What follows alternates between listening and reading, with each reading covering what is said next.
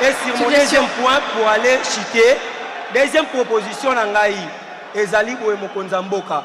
S'il y aura possibilité, tout le monde côté opportunité, tout le côté emploi, biso ba jeune, et belé totondi awa, parfois pongé aussi la biso ba 4 heures du matin. Nzoto ebo imbetu, mais moussa les athées. Yango wana, biso toye na proposition Fati Beton Moukwa Tombolo, toye na proposition boye. S'il y aura possibilité, gouvernement était la biso ata ANAS. ANAS c'est l'Nikolo Baboye. Agence nationale d'assainissement. Agence.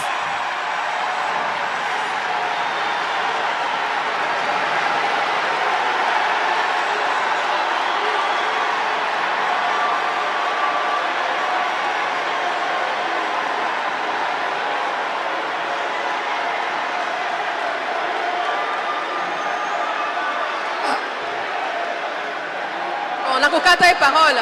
Allez-y vite, allez-y vite. Agence nationale d'assainissement. Pour cause à la chapeauté par biso ba jeune, na ba président ba structure des jeunes. Agence wane ko sunga biso ba jeune to ebike to zwara musala na biso na ANAS. ANAS e ko sunga biso au ville ya Kinshasa ezana insalubrité. Salité ezali partout. Biso ba jeune to tambola ka mingi koleka ba papa. Kaka biso ba oyo to koki kolokota ba salité wana to sali yango ba pavement. Ba salité wana toki kolokota ngo to sali yango ba brique. Les technologies sont avancées. Cela va nous permettre, nous jeunes, au moins d'avoir aussi l'emploi.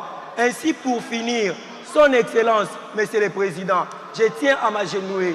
Je suis un jeune, je tiens à plaider.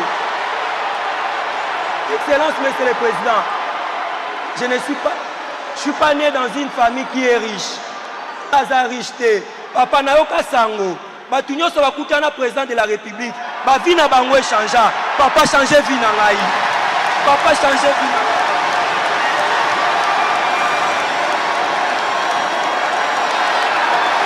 Papa change ma vie.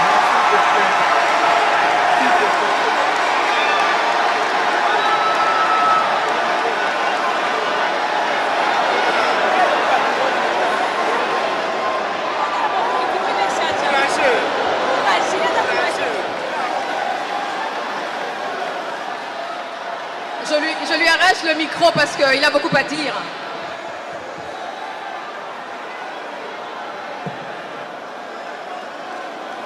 Banamboka. Banamboka Boyoka. En tout cas, Namoni, Soitoche Massamba, gouverneur à Ville à Kinshasa et Robonga.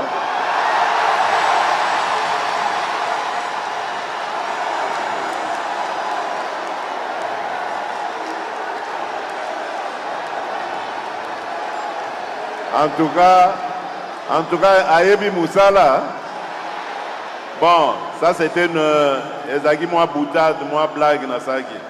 Mais Boyoka, Masamba, Oyebi nga nazwaki kaka ndenge zolobana naponaki jeune moko boye ya famille ezanga griffe ndenge zoloba. Na bengi jeune wana na obina ye salelanga na nous parcours na yo ya parce que aza jeune moko kaka ba ambitieux le quoi yo aza na vision makasi na bisa elanga na no expérience oyo créer entreprise na yo bongo ya koyebisanga eza ndenge nini oyebi que na ye koluka ye après ba 6 mois. Plus de 6 mois. Nasengi ba lukaye susu ba yela ngaye na tunye na niveau komi wapi. Abi nanu nasali entreprise te mais nasi na dépensé déjà $750. Na bengi ba collaborateur na ngai na bi bomoni pas si ba jeune na biso bazomona yango. Ce n'est pas normal. $750, c'est pas famille nyonso et koki ko bimisango pona mwana akene kosala entreprise na ye. Donc nalingi to lukaba acteur nyonso oyo batala kalikambo ya création d'entreprise surtout pour les jeunes Bongo total en nini, on peut simplifier le parcours ba jeune nabiso ba koka kozwa ko créer ba entreprise na ba. Yango tina wana boyokaki lisolo ya table ronde pour l'emploi et l'entrepreneuriat des jeunes. Nalingaki tosala nanu bilan lobi tosolola kiango lisusu na conseil des ministres. Nalobaki que toko bimate que na solution balamoko, mais ce qui est vrai c'est que tobandi ko kende esika solution ezali. Et loko nalingi ko yebisa bino ba jeune, c'est que mosala c'est vrai, l'État appelle ça kamisala. Na uti oloba likambo gouverneur de la ville, c'est un mandataire, enfin un fonctionnaire de l'État, haut fonctionnaire Yamboka.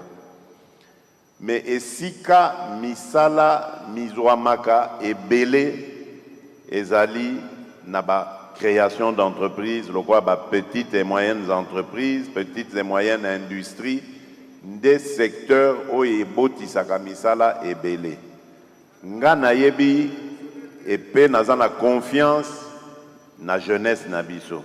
Nayebi jeunesse nabiso, nayebi ba idée bazanango, tozana jeunesse moko o ba benga na lopoto ingénieuse. Ba idée ezozanga te.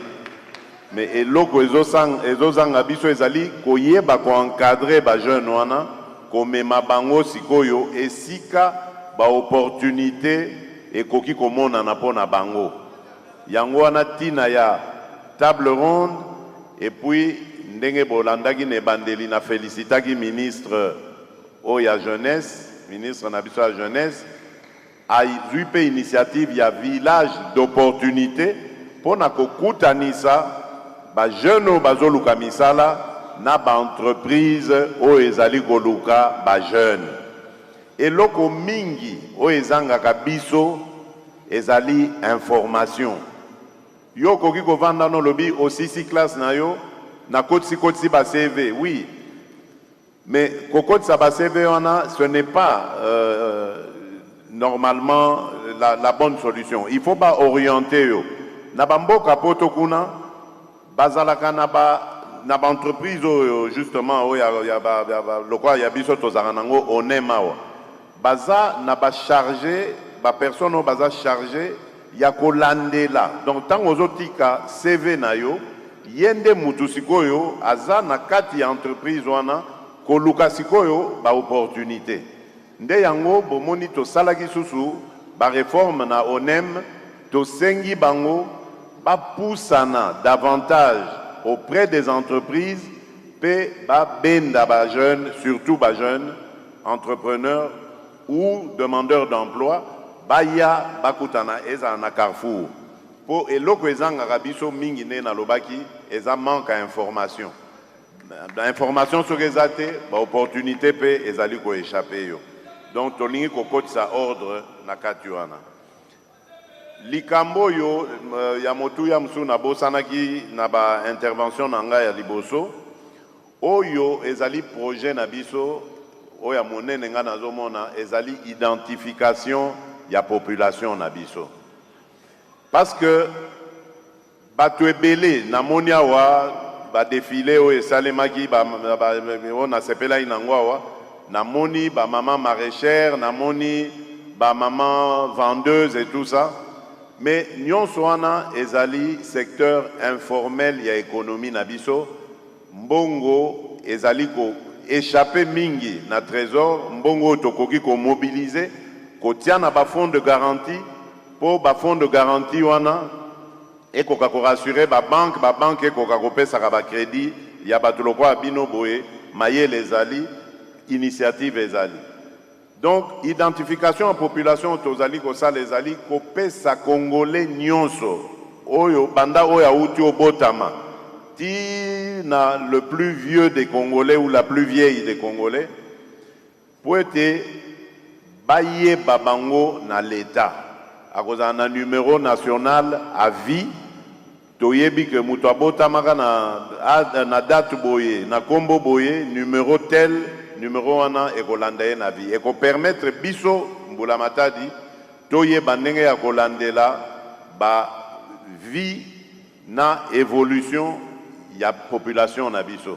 Et c'est comme ça que dans le cadre ya ba activité économique tokokoka kozwa batu nyonso bazali na secteur informel kokomisa bango na secteur formel toloba et komeka maintenant encadrer bango en tant qu'opérateur économique et na ba banque ango kutu o ezali ko hésiter les loko pesa crédit parce que banque européenne so crédit mais ayebi adresse na yote ayebi te soki kombo pesa za ya solo donc nyonso wana ezo sala que akoki ko pesa te akobanga ata ba garantir ye mais ya za sûr que non mutoyo akoki ko kima na mbongo ango asombine biya poto aluki visa akena ina mbongo na biso donc nyonso wana tozali kosala yango kosolola kopesa na mayele na ba secteur nyonso totala ndenge ya kokende liboso.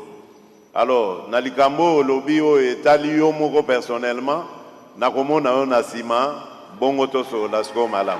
Merci beaucoup. À travers l'accès à l'électricité, des territoires lointains vivent à nouveau le retour de l'État comme garant du bien-être commun, conformément à la vision du président de la République, chef de l'État, son Excellence M. Félix Antoine Tshisekedi. Dans sa démarche d'équité énergétique, l'ANSER étend progressivement ses interventions sur l'ensemble du pays, en accordant une priorité aux zones les plus touchées par la précarité énergétique. Dans l'espace Grand Équateur, sous l'égide du ministre des Ressources hydrauliques et de l'électricité, son Excellence Aimé Molendo Sakombi, 2 centrales solaires photovoltaïques sont développées simultanément. À Bongandanga, dans la province de la Mongala, à Basankusu, dans la province de l'Équateur. Ces projets marquent une étape importante dans l'accès à l'énergie moderne dans ces territoires. Accompagnant la mise en œuvre sur le terrain, le directeur général de l'ANSER, M. Cyprien Mussimar, fait état d'un niveau d'avancement significatif. Basankusu, construction d'une centrale de 700 kW crête, avec un taux d'exécution de travaux estimé à 96%. Bongandanga, construction d'une centrale de 300 kW crête, pour un taux d'exécution de travaux à hauteur de 85%. Dans les 2 sites, l'éclairage public est d'ores et déjà opérationnel, apportant une amélioration nette et visible dans le quotidien des habitants. Là où la nuit avait longtemps occulté les rêves des communautés, se lève désormais un jour nouveau. Et là où l'accès à l'électricité est restauré, c'est le retour de l'autorité de l'État qui est rétabli. ANSER, pour un nouveau jour sur la RDC.